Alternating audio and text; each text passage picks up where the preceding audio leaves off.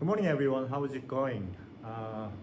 Today, let's try two different problems. The first problem, well, let's think about a material with finite thickness. And the second problem, the material with infinite thickness. And there are, a couple of different boundary conditions. And we'll try to obtain the analytic solution for these two cases. So first of all, this is something I mentioned last time, probably, right? You can think about a slab of a material, okay? And there are boundary conditions here. Well, there's a T infinity, and there will be convective heat transfer. And temperature initially was maintained at Ti, and then as time goes by, it will be cooled by the flow outside by heat convection. So we would like to see how this temperature distribution is actually obtained through certain kind of approach for analytic solution. Okay, so let's say initial temperature is Ti.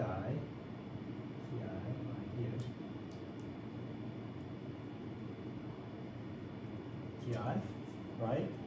And as time goes by, temperature profile will change. And at the end, there's gonna be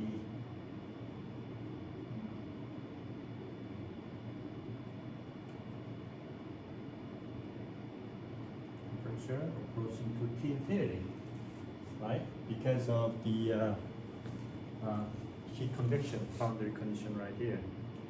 So this is when T equals to 0, right? This is when T equals to 0, and probably certain intermediate time. And as time goes by, this solution will become like more or less flat, right? The solution will proceed this way.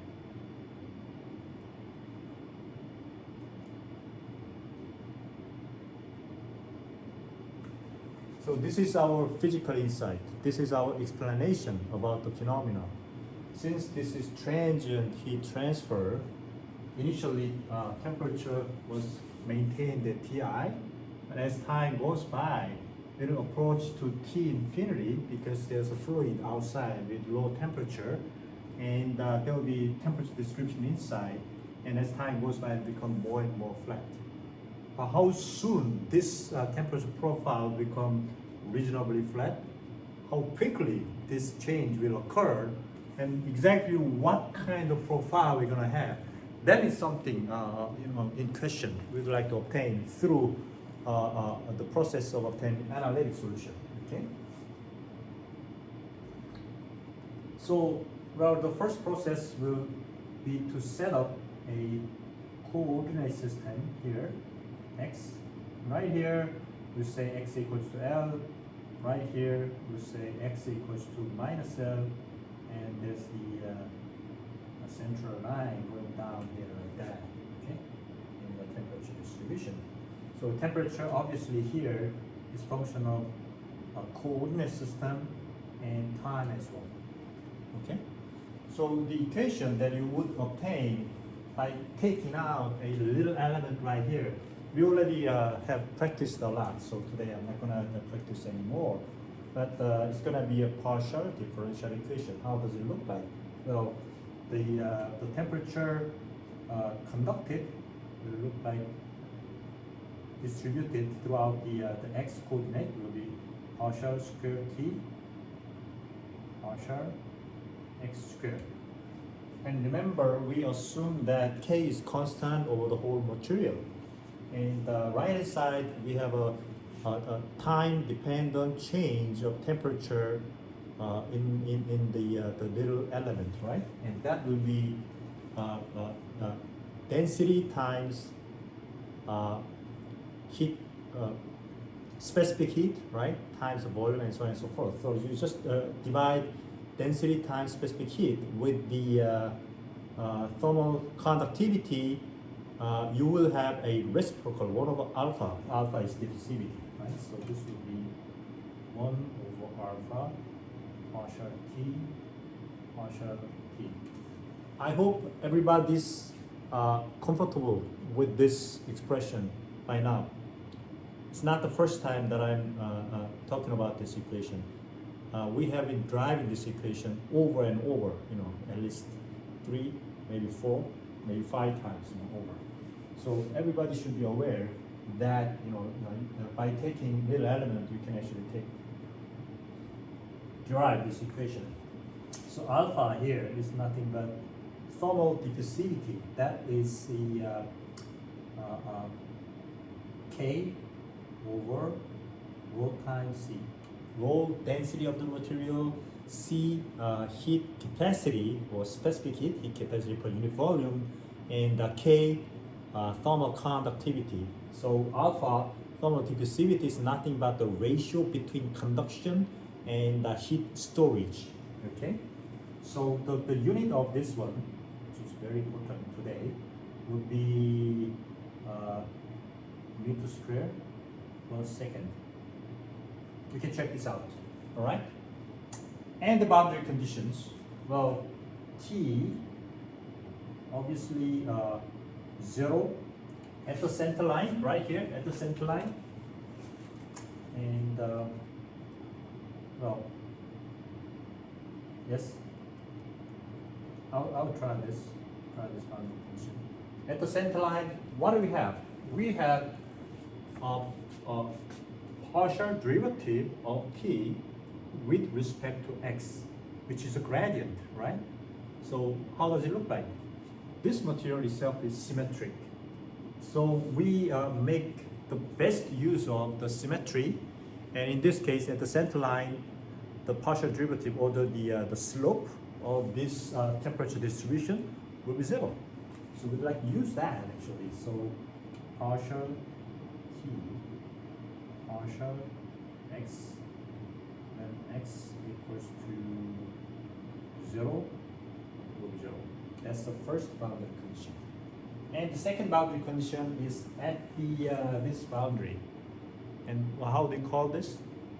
Yes, we call this Neumann boundary condition. Neumann boundary condition. How does it look like? The heat transfer rate times K partial T partial X at X equals to L will be nothing but heat convection coefficient TL anytime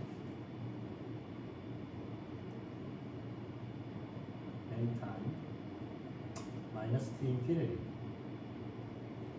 Isn't it? Is it true? Right? That's right. That's right. That's the boundary condition at the fluid-solid interface, right? And finally, we can come up with the initial condition. What is it? T, wherever you go at T equals to 0, you will have the initial temperature, Ti. Okay? So we got a partial differential equation that depicts this problem with two boundary conditions and one initial condition. Okay, now the best way of solving this problem is obvious. We normalize the temperature in the first place. How can you normalize? Well, theta, for example, as a function of x and time, it will be temperature T minus, what is it? I would use T infinity, okay? T minus T infinity. By the way, at initial condition, if you have Ti minus T infinity, then theta initial condition x 0, we can define this as theta I. Okay? So we would like to actually normalize the whole thing one more time. And that is nothing but theta divided by theta I, which is nothing but T minus T infinity, Ti minus t infinity. This will make our lives a lot easier, right? Because at initial time, t will become pi and it'll be 1. 1 is good, very easy to handle, right? So we'll define this as, how about this, theta star. Again, this is a function of x and theta star, okay? X and 0. It's needless to say, it's a function of space and time. Well, the other trick you would like to play with is actually coordinate system. Look, x rate changes from minus L to L, 0 to L, 0 to minus L, right? Why don't we make these 2 points minus 1 and 1? Then our problem will become simpler, much simpler. How can you do that? Well, we'll define again x star, which is nothing but x normalized by L. Isn't that nice? Even the time, how about that? The time, well, remember t star. What is the normalized time we used last time? Yes, the concept of the Fourier number. Why do we do that? Well, you'll see soon. You'll see the very important reason behind the definition of the Fourier number. Okay? So again, please take a look at your note last time and check it out if what kind of Fourier number you have. How does it look like? Well, I have some memory about it. How does it look like? It will look something like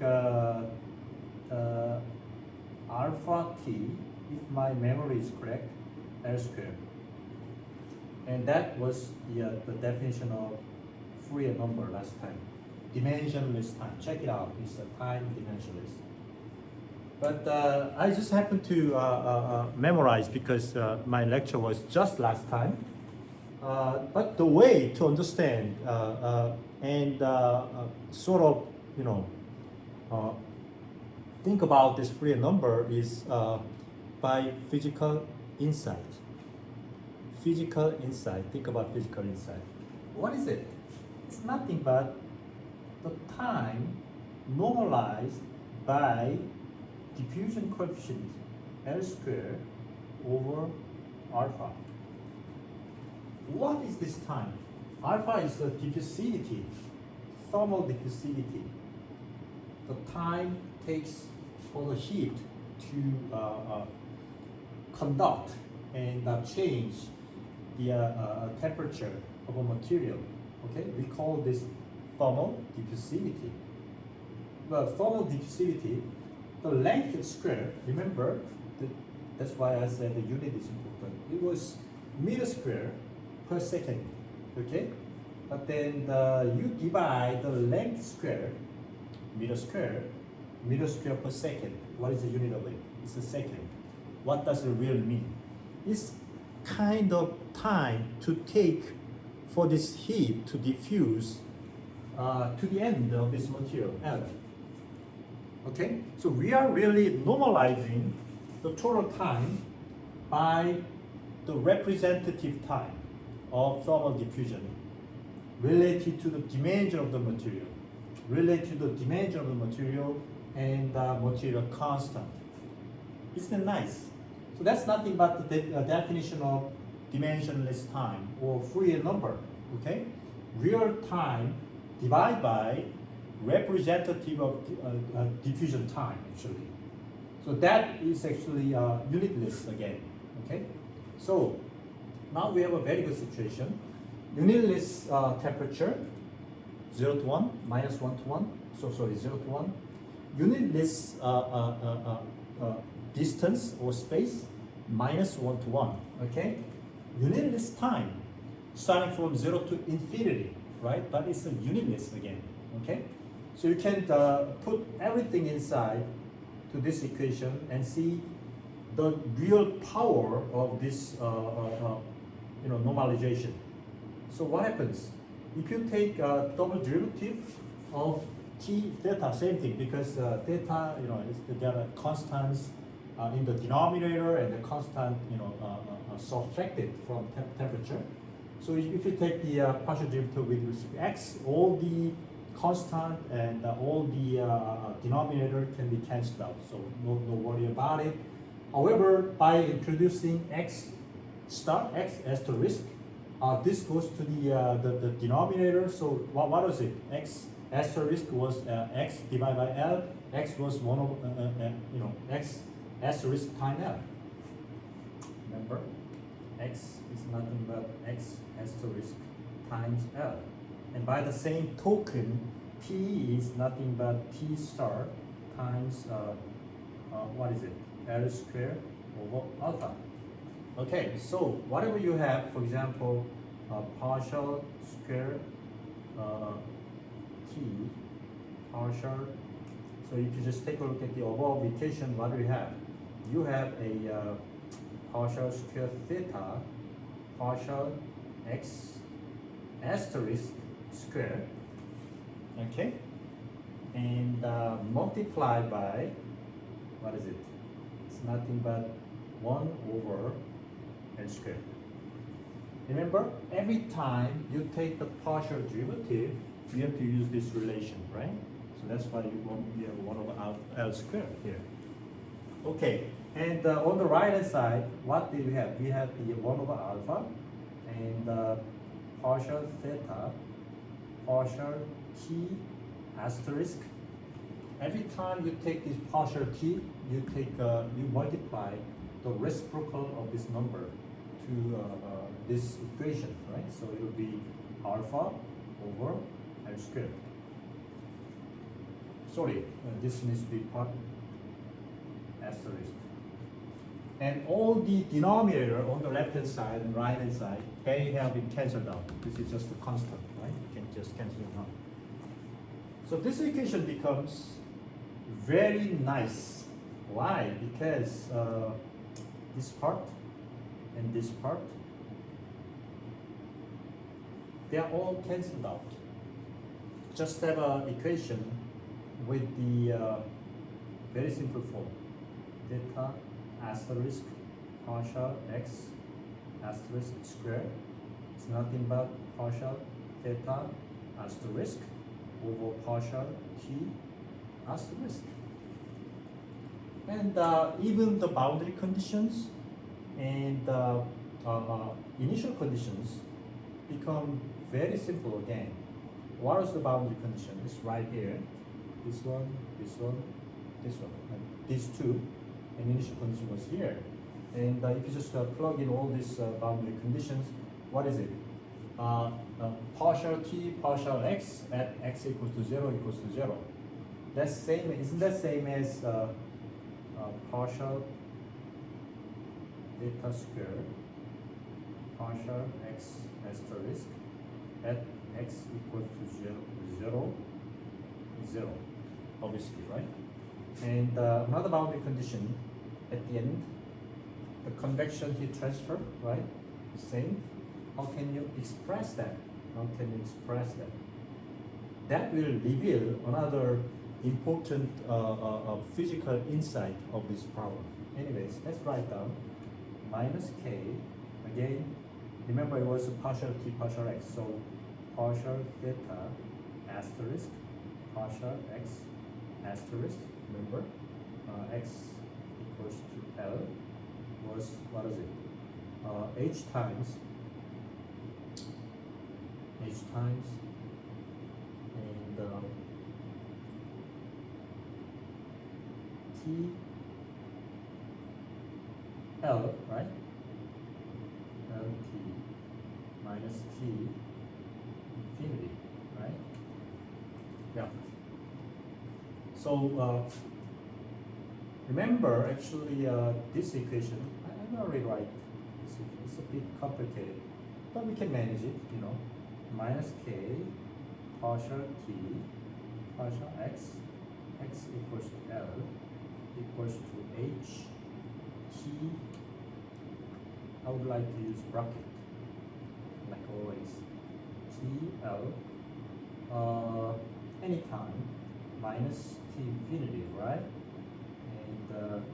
And just introduce this equation right there, right? So if you do that, this will become like t minus k, same as partial t minus t infinity over ti minus t infinity. Can we do that? Divide by partial x equals to x star L, right? At x equals to L is nothing but h times same thing, right? T L t minus t infinity, right? Yeah. So how does it look like? Well, because you introduce this term right here, you have to multiply by minus k times,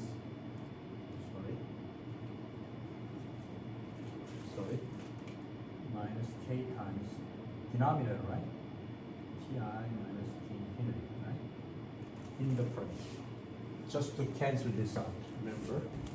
Just introduce term. And this t infinity will be taken care of by this partial derivative anyways, right? Yeah. Yeah. So we just were trying to become a little rigorous regarding introducing this normalized variable, right? So now what happens? You divide the right hand side by ti minus t infinity, and the left hand side is this theta, right? And the L goes to the right hand side, isn't it? Right? You need to move L to the right hand side instead of introducing the x star x asterisk L right there. So let me write down minus k, again partial theta asterisk partial x asterisk evaluated at x equals to L, isn't it? L will be to the right hand side, HL over k, right? Even k moves to the right hand side as a denominator, and TL minus T infinity minus TR minus T infinity. What is it? That's the theta, right? At x equals to L, and because we have already the normalized, what is it? X equals to L, x asterisk is equal to 1, right? So that will be theta 1 comma t. Isn't that nice? This is really nice, right? So we got the boundary conditions. Where is it? Right here. This boundary condition. I'm gonna use different color, okay? Just to show the importance of this whole thing. What about green? This boundary condition, first one, and well, in this case, this, and this boundary condition. How about that? X equals to L, well, in this case, even the x asterisk equals to 1. Isn't it? Nice, very nice. So you got first and the second boundary condition, and initial condition is pretty simple, right? That was the theta when t was equal to 0. There was theta I was just 1, right? So theta, initial condition, theta, whatever x asterisk, whatever asterisk you have at t equals to 0 would be ti minus t infinity divided by ti minus t infinity, it will be 1. Okay? So this would be initial condition. Let me name this. This will be boundary condition 1. This part will be boundary condition 2. Sorry, I'm just moving around. This part will be initial condition. So we got two boundary conditions right there, right here, and one initial condition right here with the simplified, very simple, let me just circle it, equation. Okay? Isn't it nice, right? Isn't it nice? Since we are using too many the uppercase letters right here, not uppercase, what is it? The superscript. Why don't we just simplify this problem? Let's assume that we are using just theta instead of theta asterisk. Is that nice? Is it okay?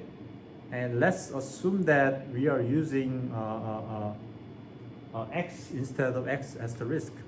In that case, x changes from -1 to 1 instead of minus L to L. How about that, right? And assume that we use t instead of t asterisk. By the way, this t, even this t is t asterisk. We are normalizing everything, right? So let me rewrite the equation.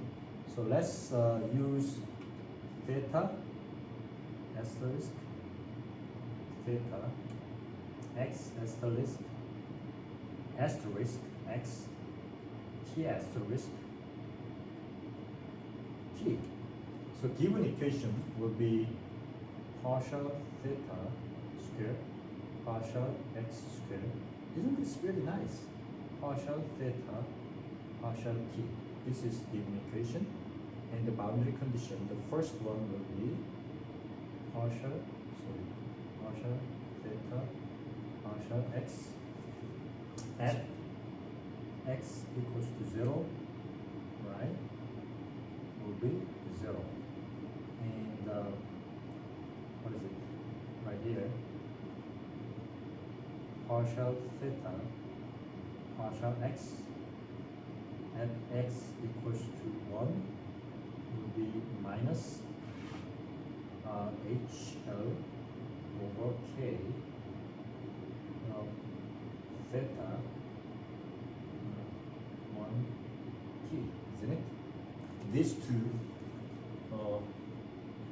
collection of equations are the boundary conditions. And the initial condition is right here. Theta x 0 will be 1. So this is given problem. Now, simple, right? Partial differential equation, two boundary conditions with only 0 and 1 and initially, and initial condition, right? By the way, there's a very important physical insight you can find out from this derivation, from this normalization process. What is it? Can you check out this one? This number? HL over K. What do you call it? Yes, it's a Biot number. Biot number. Okay.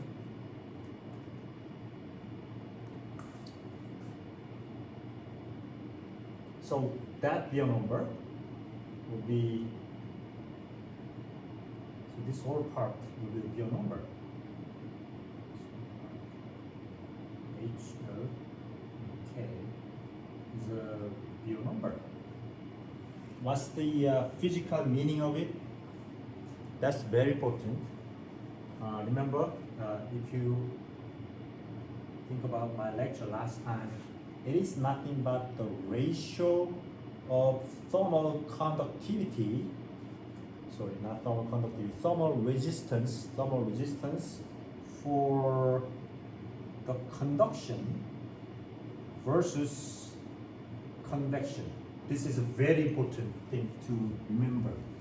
Okay, Biot number is nothing but thermal resistance ratio between conduction and convection.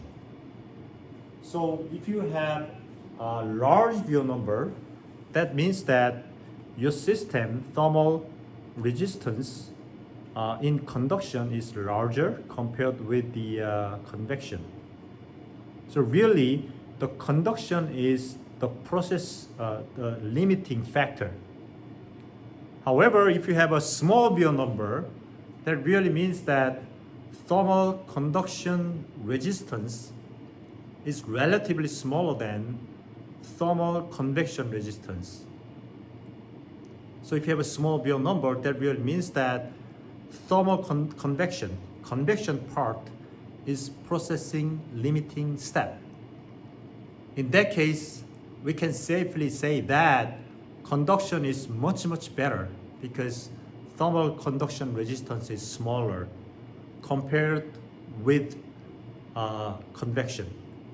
So we can safely assume that the temperature inside the material will become more or less constant. So in that case, we can really apply the assumption of the lumped mass system. When can you apply the lumped mass system? When Biot number is small. Why? Because thermal resistance in convection dominates the whole process. Okay, that's my physical insight. That's my understanding of this whole procedure. And what is the normal value people admit as the boundary between this lumped system and the distributed system? 0.1. If you have Biot number smaller than 0.1, yes, you can assume that the system can be analyzed using lumped system.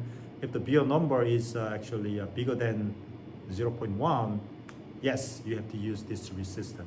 So today, we'll assume that Biot number is just a general value. So we will just think about this distribution as well, okay?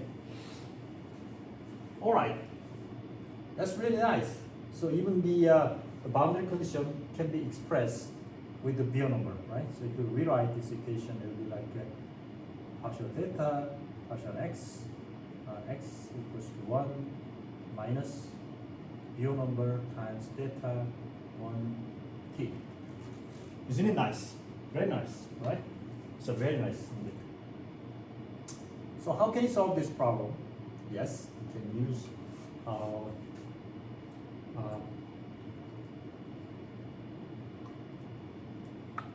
separation of variable, right? How can you separate the variable?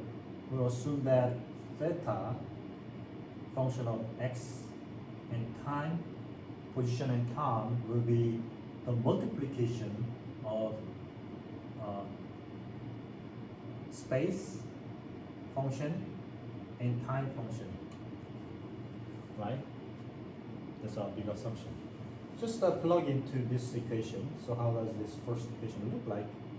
Well, you will have a f double prime times g equals to, well, theta right there, right? F times, because it's time derivative, why don't you use g dot?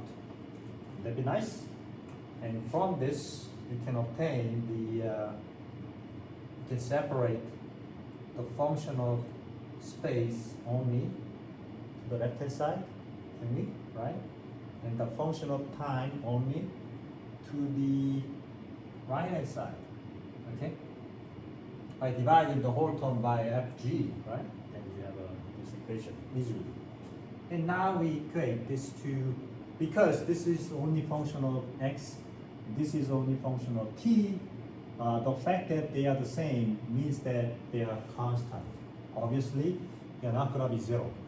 Why? If they are zero, well, you will have, again, the trivial solution, right? Solution that doesn't have too much meaning. It's just zero all the time. Doesn't mean anything.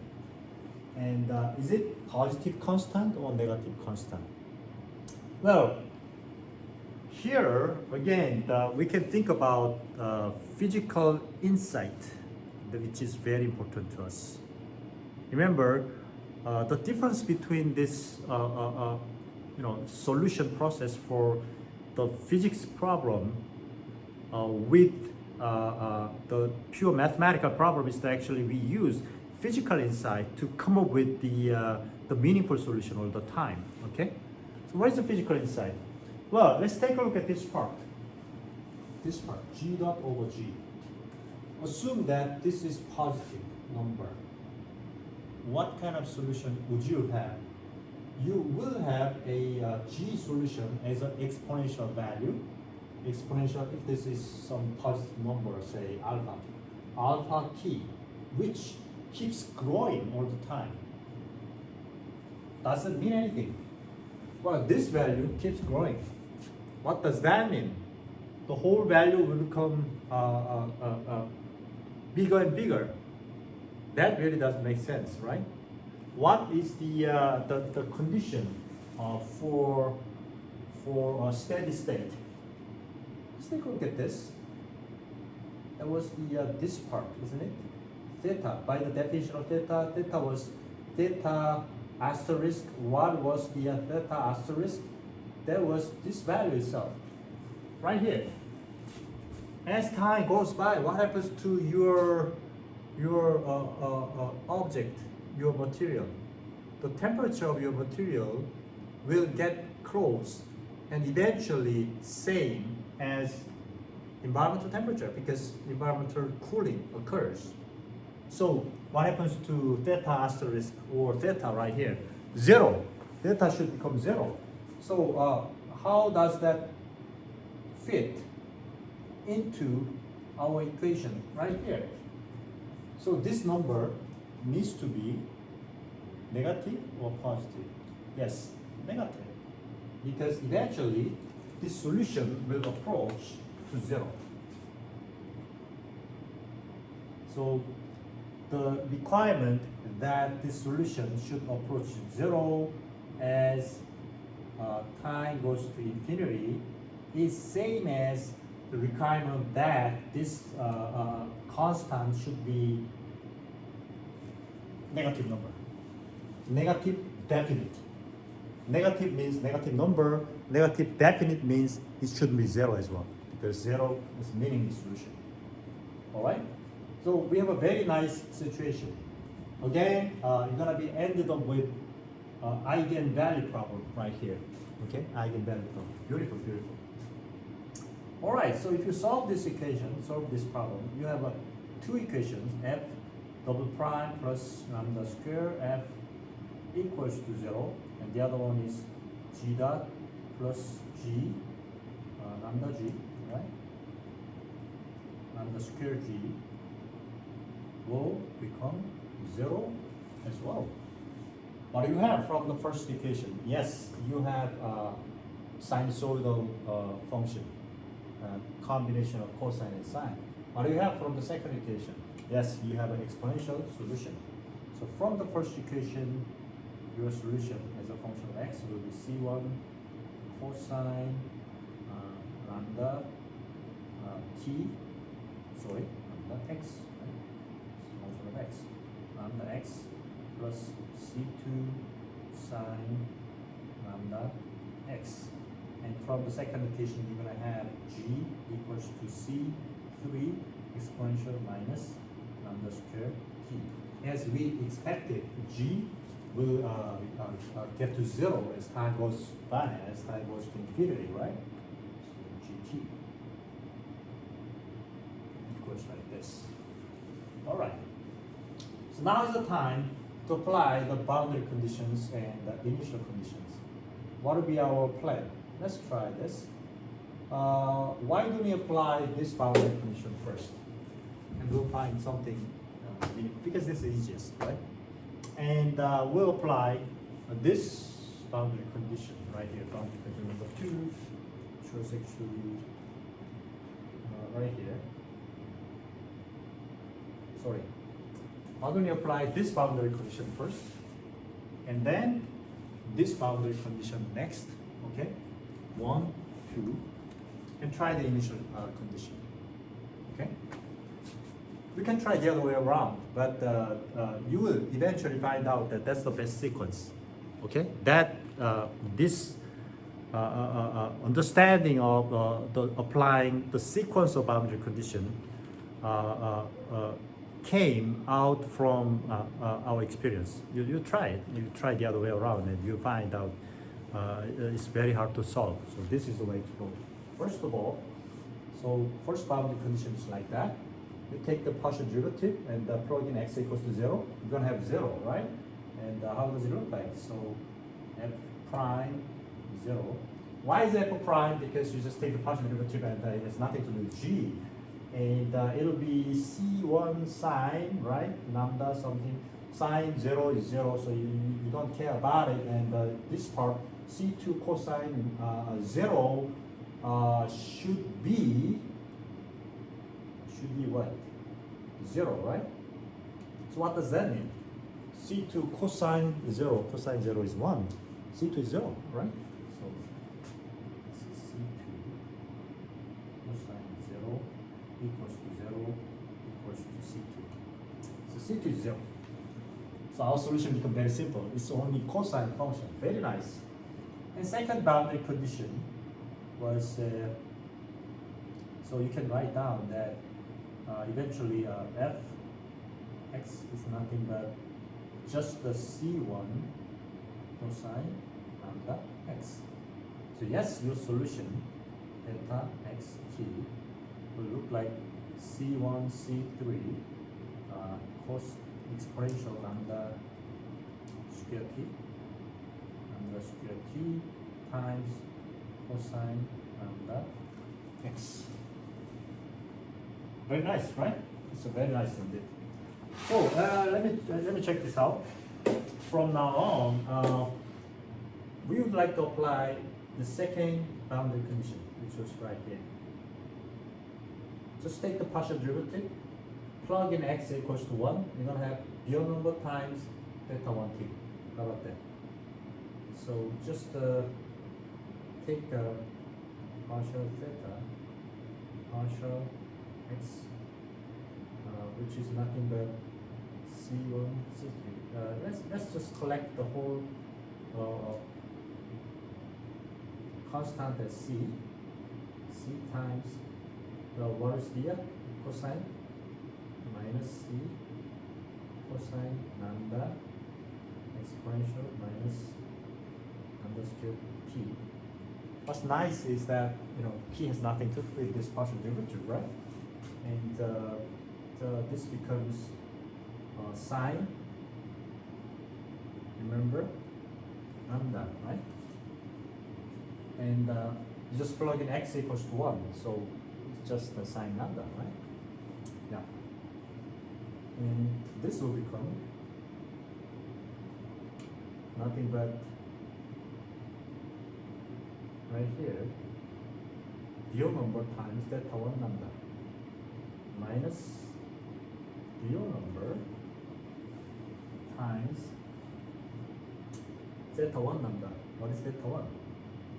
Theta 1 is C times, just plug in 1 right here, right? Cosine. So real number times theta 1. C, this whole thing is C times exponential lambda square t cosine lambda, isn't it? Right? And good enough. We can cancel this guy, we can cancel this guy, we can cancel this guy, this guy. Cancellation time. Very nice, right? And so right here, if you try to find out the solution, what do you have? You have lambda, and even minus sign cancels out, times sine lambda divided by cosine lambda, it will be tangent lambda. Lambda tangent lambda equals to the end of your. How can you find this out? Well, it's simple. Remember, lambda, well, so the whole thing can be written like tangent lambda equals to real number divided by lambda. Okay? And let's, first of all, do we have a closed form solution for this? I don't think so. You can only find the numerical solution. Still, you can have some understanding about how this solution will actually progress. Let's check this out. Tangent lambda. Tangent lambda. This is the x-axis, lambda axis. And tangent lambda will start from minus pi over 2, pi over 2. This will be 0, and this will be pi.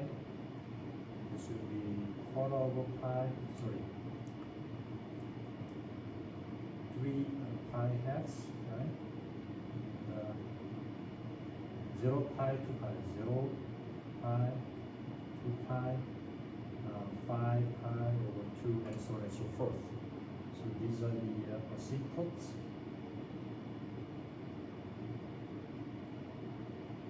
Are you guys following me? Okay. Asymptotes. And you can draw the tangent line, and the tangent line again. And remember, your number divided by lambda is 1 over lambda is like this function, right? So we go like this. So remember, every interval you have a solution. I'm gonna use red dot here. Red solution, solution, solution. Okay. One thing you can think about is actually if your number is small enough, this guy will start from very low number.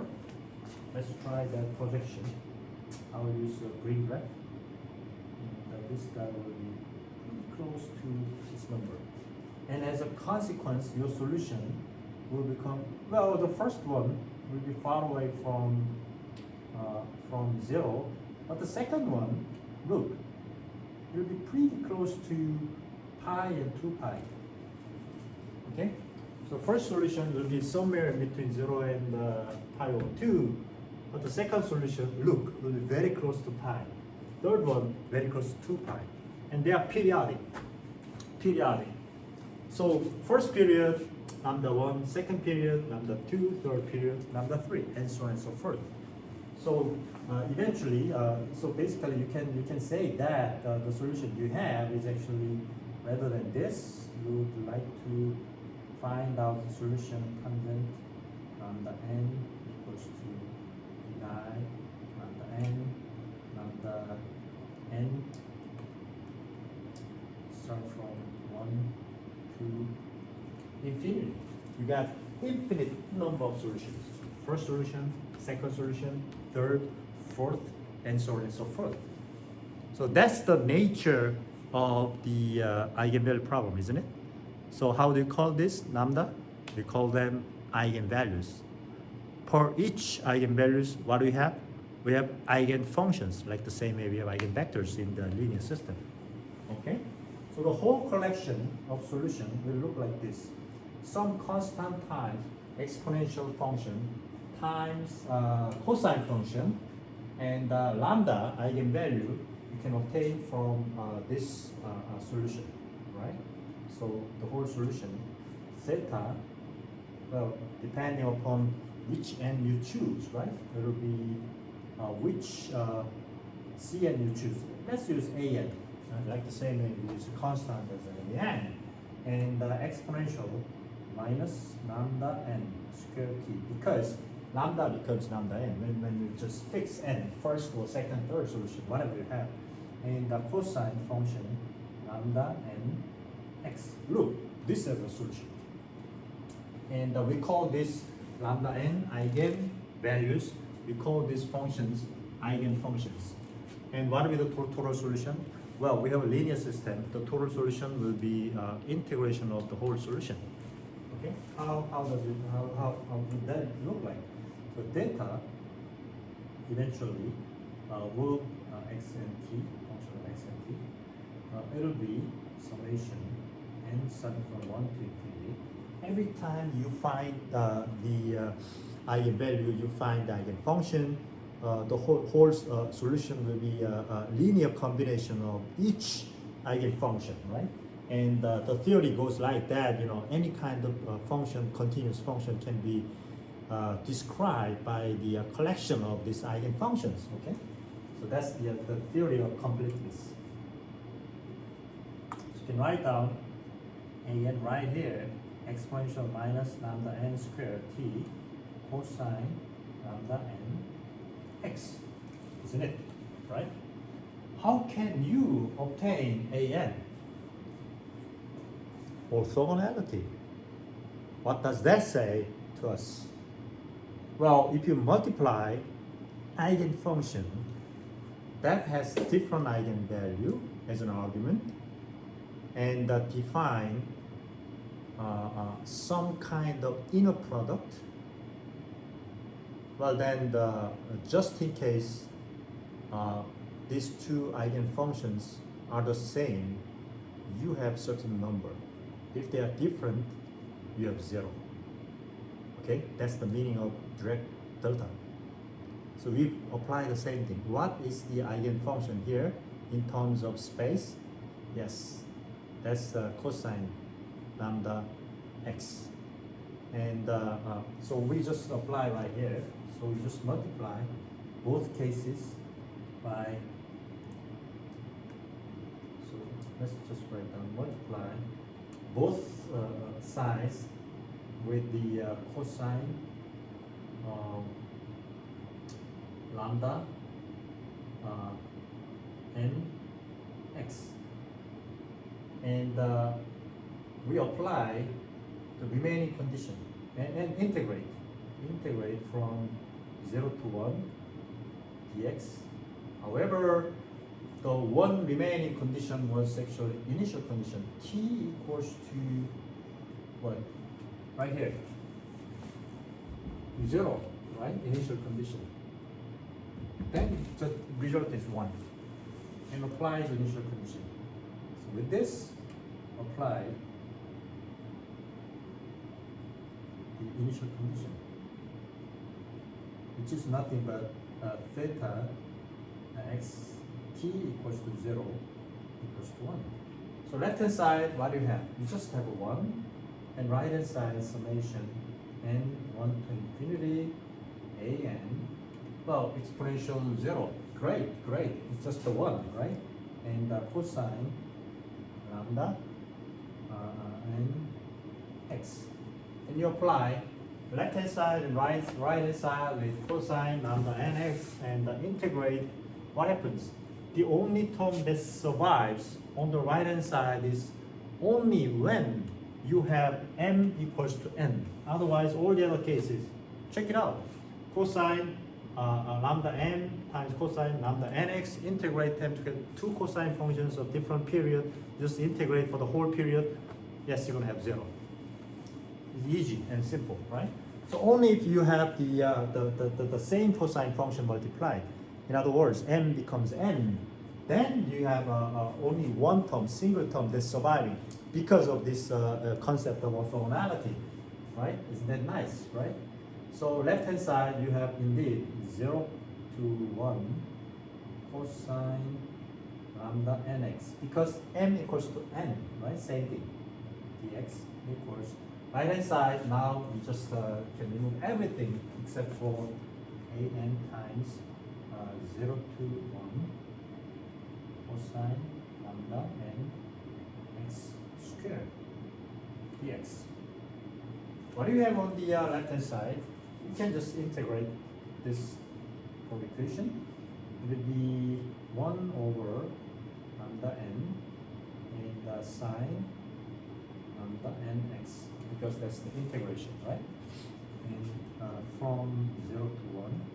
And right hand side, you have an, right? By the way, this term is nothing but 1 plus cosine 2 lambda nx, isn't it? Over 2. High school mathematics, right? High school mathematics. 0 to 1 to 1 plus cosine 2 lambda nx dx, which is equal to an. If you integrate 1 over 2, you will have integrate x plus 1 over 2 lambda n. Well, it will be sine again. Sine 2 lambda n x. Isn't it? Okay? And from 0 to 1. Try 1. It will be 1 plus 1 over 2 lambda n. Sine 2 lambda n. Right? Sine 2 lambda n. Sine 2 lambda n. Right? Try 0. It will be 0, right? 0 is 0, sine 0 is 0, right? So just 1. So this whole thing will become an over 2 plus sine 2 lambda n over 2 lambda n. Since we have 2 and 2 right here, why do we multiply both terms by 4? And so left hand side, so if you just plug in 1 there, it'll be sine lambda n over lambda n. You just multiply by 4. So you have a 4 sine lambda n over lambda n. On the right hand side, you have a n is right here. 2 plus, since we multiply by 4, right? 1 over 2 by 4 is 2, right? And 1 over 4 is 4. So sine 2 lambda n over lambda n. Therefore, now we obtain this. Eventually we obtain a n, the constant, which is nothing but just multiply lambda n everywhere. 4 sine lambda n, right? Divided by this whole thing.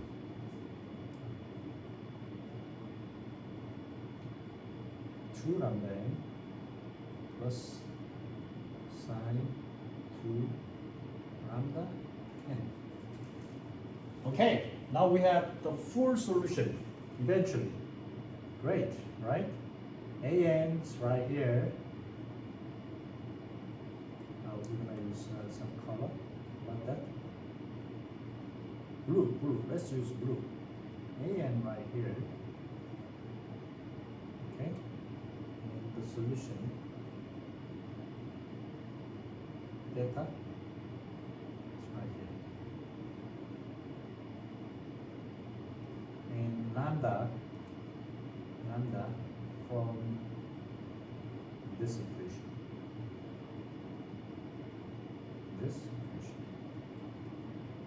So the sequence is we find eigenvalue first, and depending upon the eigenvalue, you find the coefficients next, and use that eigenvalue and coefficients, eigenvalue and coefficients to construct this equation, and just add them up from n equals to 1 to infinity, right? By the way, there's a very interesting fact about this thing. Check this out. You can check out the whole solution, and you'll find out that whenever the Biot number is small, again, the first solution is somewhere between 0 to pi over 2. However, the second and the third, and so on and so forth, they'll become actually close to pi, 2 pi, and so on and so forth. And what is the effect of it? Let's take a look at this part, the exponential function. Remember, lambda n is squared, and compare with the time.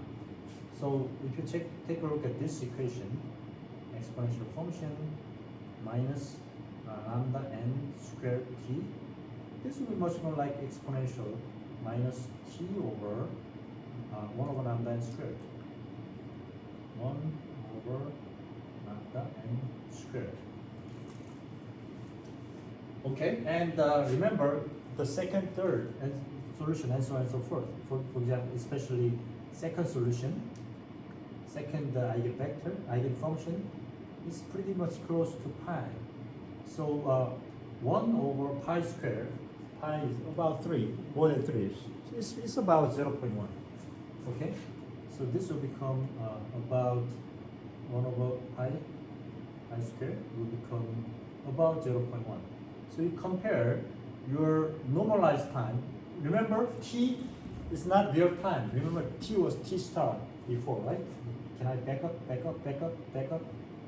Just to simplify our solution process, we use t as a instead of t asterisk, which is a Fourier number, f0. Remember, t star, t asterisk was a Fourier number, right? Fourier number right there. So if that Fourier number That's the Fourier number. So this will be much more like the Fourier number divided by 0.1 from the second solution, right? And so if the Fourier number is bigger than 0.2, this whole value will become exponential minus 0.2 over 0.1. So what does that mean? It means that this number is something like exponential minus 2, which is about, I think it's about 13%. You can check it out. Okay? So with only about 10% of error, you can just consider the solution up to the first term. Don't think about second term on. From the second term, exponential function is too small to contribute. So just think about the first term. So approximation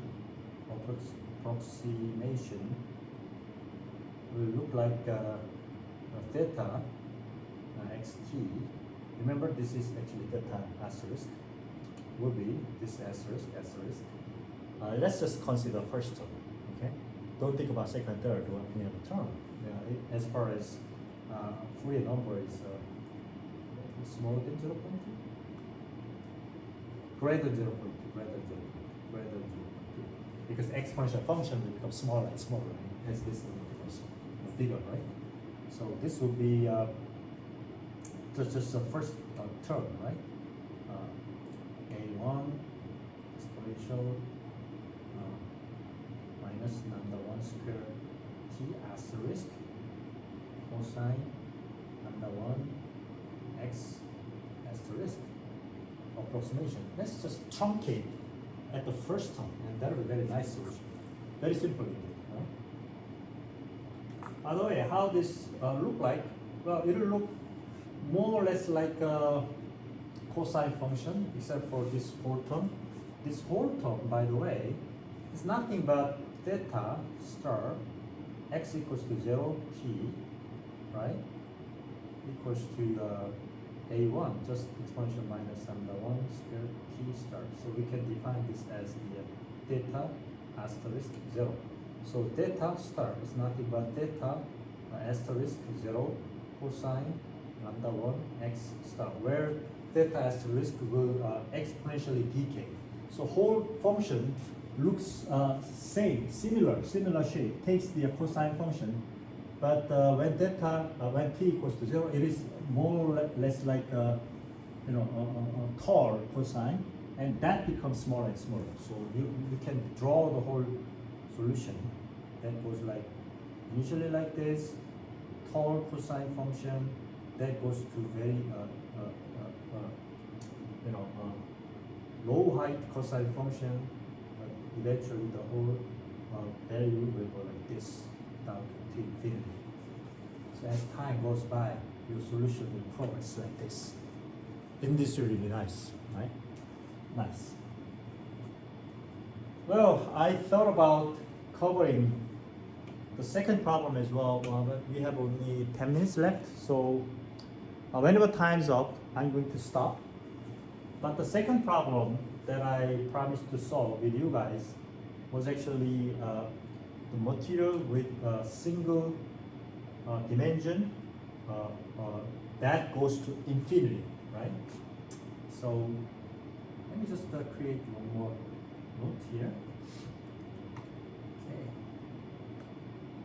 That's for the second problem. Material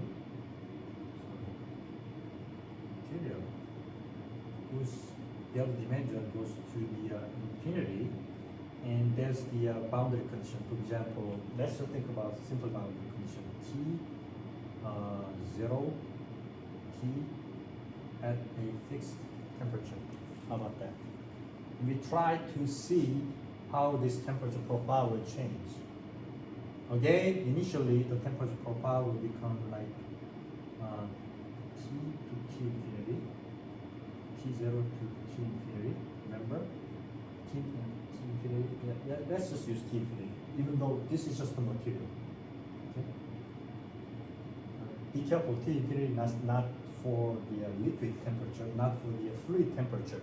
It's the material temperature inside the material. Okay. However, as time goes by, this t0, what does it look like?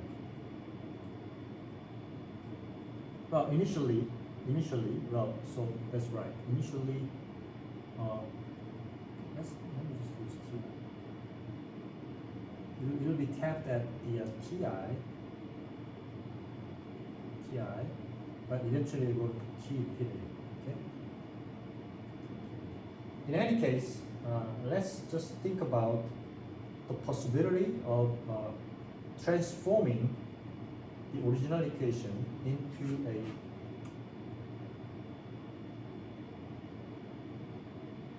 into a single variable. Why did I think about it? Because I learned. But as you think more and more about it, you'll find some important physical insight again. Not intuition, insight. All right? And that physical insight plays a very important role in terms of not only heat transfer but material transfer as well. I'll talk about such heat and material transfer, the similarity and the use of it later on, but it's a very important actually result that is used the modern semiconductor industry. Okay. So anyways, the given equation here is nothing but partial square t partial t square, x square plus 1 over t, right? T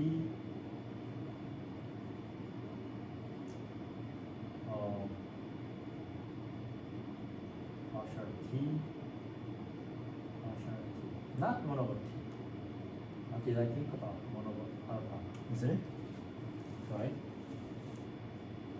And remember, t is a function of space and time. Okay?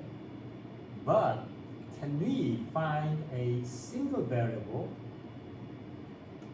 that actually keeps all kinds of possibilities here? Okay? For instance, if you have a boundary condition right here as convection boundary condition, convection coefficient is involved, and the conduction coefficient is involved as well. Remember, x equal to 0 equals h times temperature difference and so on and so forth. Okay. And in this case, because x and t is interconnected, we can make x and t interconnected so that we can just introduce single variable. How is that possible? Let's think about a innocent guess. What if eta is kind of addition of these two variables? Would our equation become simple? I don't think so. Because, well, so before thinking about this innocent guess process,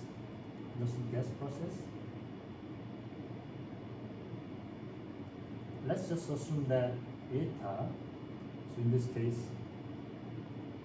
is eta of x and t.